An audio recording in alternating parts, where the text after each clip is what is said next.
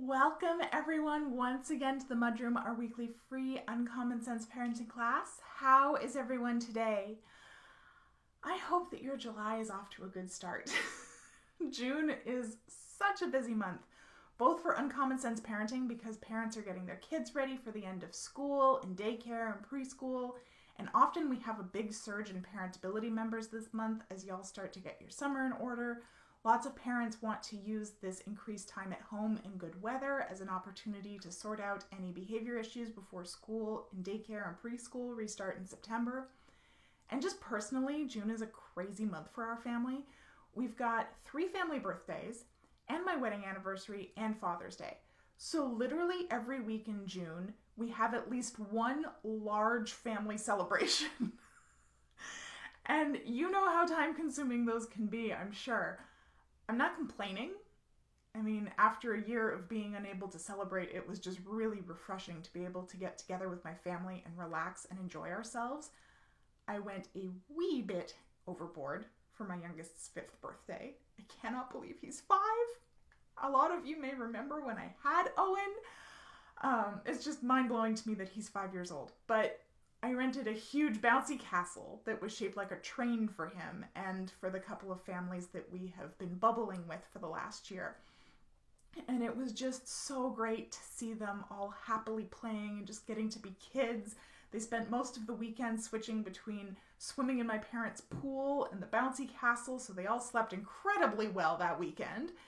It was just so nice to feel just a little bit normal again. Most of the adults in our circle are at least vaccinated with their first shot, and the majority of them actually have their second jab too. Most of them are fully vaccinated. It's just me and a couple other civilians, a couple other people who don't have frontline jobs and who are able to stay at home that haven't had it yet. So I'm really excited to get my second jab sometime this month so we can actually start seeing people who haven't been in our bubble for the last year and reconnect with our community a bit as well. So that's where I've been for the last month. I hope you enjoyed revisiting some of the older MudRoom episodes. We tried to pick ones that are still relevant now. And now we're back with brand new episodes for July. So since we are starting to socialize more, we're seeing some issues start to arise as families start returning to a version of life that is closer to normal. It really shouldn't surprise us that most kids are going to have a somewhat extreme reaction to more socialization. In general, they're either going to be super excited to get out of the house and see other people, or they're going to become really clingy and shy. So today I wanted to talk about the clinginess, why it's happening, what our natural instincts might be, and what we should really be doing to support their independence. Before we jump into our topic today, though, allow me to introduce myself for those of you who are new. My name is Allana Robinson. I'm a parenting coach for parents of toddlers, preschoolers, and kindergartners. I help you understand why your children are misbehaving and how to fix it without yelling, shaming, or timeouts. I'm your host here on the MudRoom. I'm also the host of the Parenting Posse Facebook group, and I'm the creator of the Parentability program where I help you raise well-behaved kids of your own. No matter where you're catching this class, please like and subscribe so that you never miss another class. It also helps us to reach more parents who need support. And I encourage you to comment and ask questions as we go along. This class is pre-recorded, but I'm here. I'm available to answer your questions in the comments. I'm around, and you can always follow up in the Parenting Posse as well. So first things first, why are they becoming so clingy? I am hearing complaints about clinginess even from parents who would typically classify their kids as extroverted or outgoing or independent. And to understand this, we have to go back to that understanding of safety and that staying safe requires energy.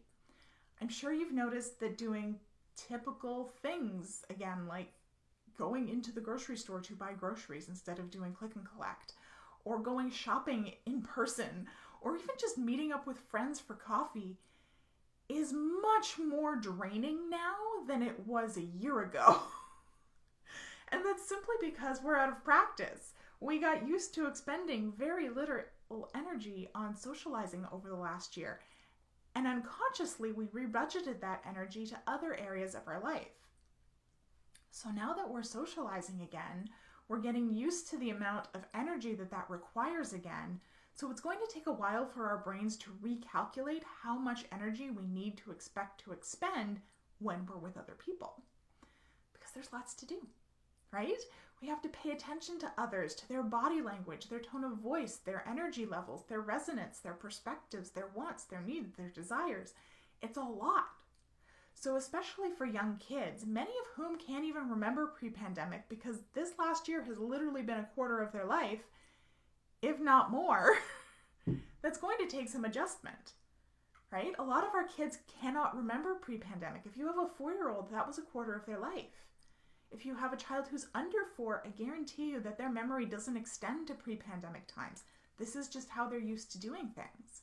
If you have a 5, 6, 7-year-old, early elementary school even, this has still been a large chunk of their life. I'm surprised that my 7-year-old has a really hard time remembering how things happened pre-pandemic.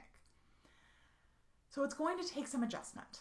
And when kids run low on energy because the social demands on them are more than they budgeted for, they get clingy, right? They try to force us to compensate for them. They come back to their home base and they hide behind us, so we'll do that difficult socialization for them. We'll take on those demands that they can't meet themselves. And this is totally normal.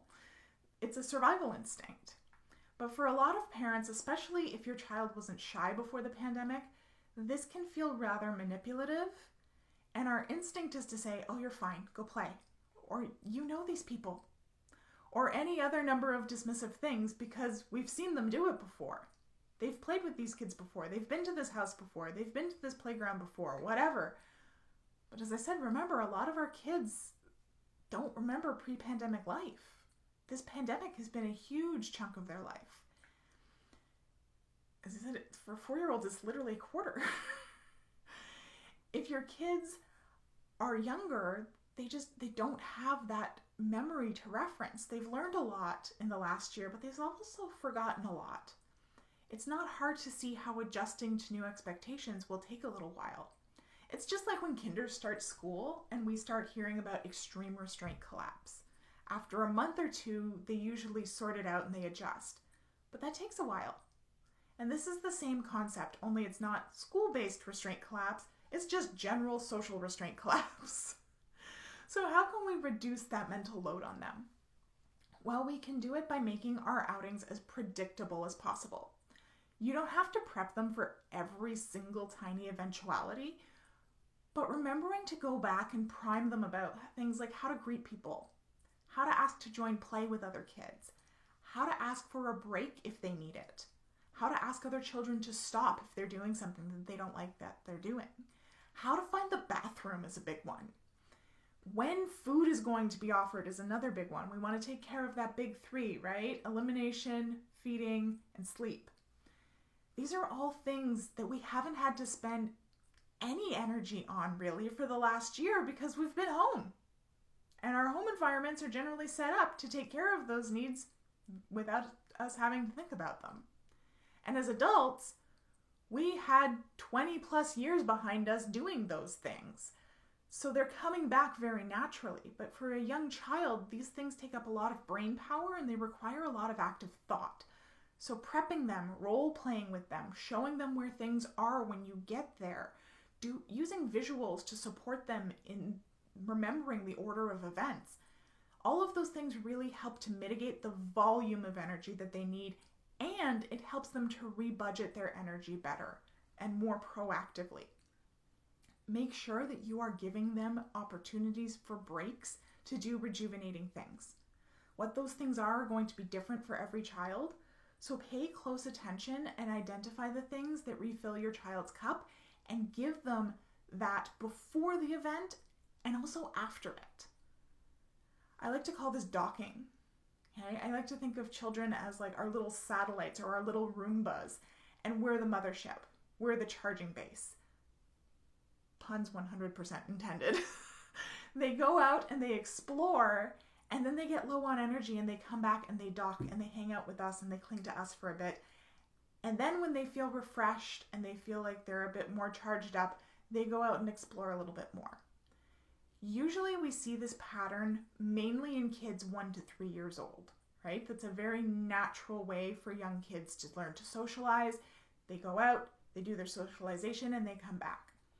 But I'm seeing it emerge in preschoolers, kindergartners, even early elementary school age children right now because their social exposure got disrupted. Doesn't mean that there's anything wrong with them. It just means that they need to kind of revisit that stage of social development as they readjust to so much social stimulation. And on that note, don't be surprised if your child is revisiting some earlier stages of social development in general. So if your child had difficulty with hitting when they were a toddler, and you kind of got past that, you might notice it cropping up again. Don't panic, don't freak out. Just like it was fixable then, it's totally fixable now. If it just kind of fell off as they got more socially competent, great. If it didn't, make sure that you look at why it's happening. We need to be giving them more breaks, more opportunities to regulate. They may need some more direct instruction on how to handle those situations again. Or they may need some help with those underlying executive functioning skills that I'm always talking about, right? So we want to look at why it's happening. Is it the same kind of catalyst or trigger as when they were younger? And solve that problem again, which I know can feel very Groundhog Day-ish. But again, this is just because their socialization and their social development got disrupted. And so they may need to solve those problems again for their current stage of development. You may also find that your kids need a slightly earlier bedtime. As I said, social interaction takes a lot of energy. It requires us to be far more alert and on. So they may not be making it to the end of the day the same way they were when those demands weren't on them. So if you're noticing that on days where they've had a lot of social interaction that they're fading faster, move bedtime up by half an hour to an hour and give them that extra rest time. Especially when it comes to kids 3+, they don't always go to sleep right away. Some kids take about half an hour to an hour to wind down before falling asleep. So moving their bedtime might really just be giving them that extra hour to decompress, and that's totally fine. So I hope that that gives you a new perspective on why your child might be acting more clingy than typical and some ideas on how to adjust your response so that they get over it as quickly as possible and without any long-term adverse impact. Remember, stress is tolerable as long as we have those supportive relationships helping us navigate it. And also remember that you cannot pour from an empty cup. So if you don't have the energy to help your kids navigate a social situation, don't feel guilty for just opting out. I've had a lot of parents say that they feel guilty for saying no to some of these opportunities for socialization that are now coming up. But all of this applies to us too, right? We went from 0, we don't want to go right up to 60. If you don't have the energy to support your kids with their social navigation at any point in time, consider your options.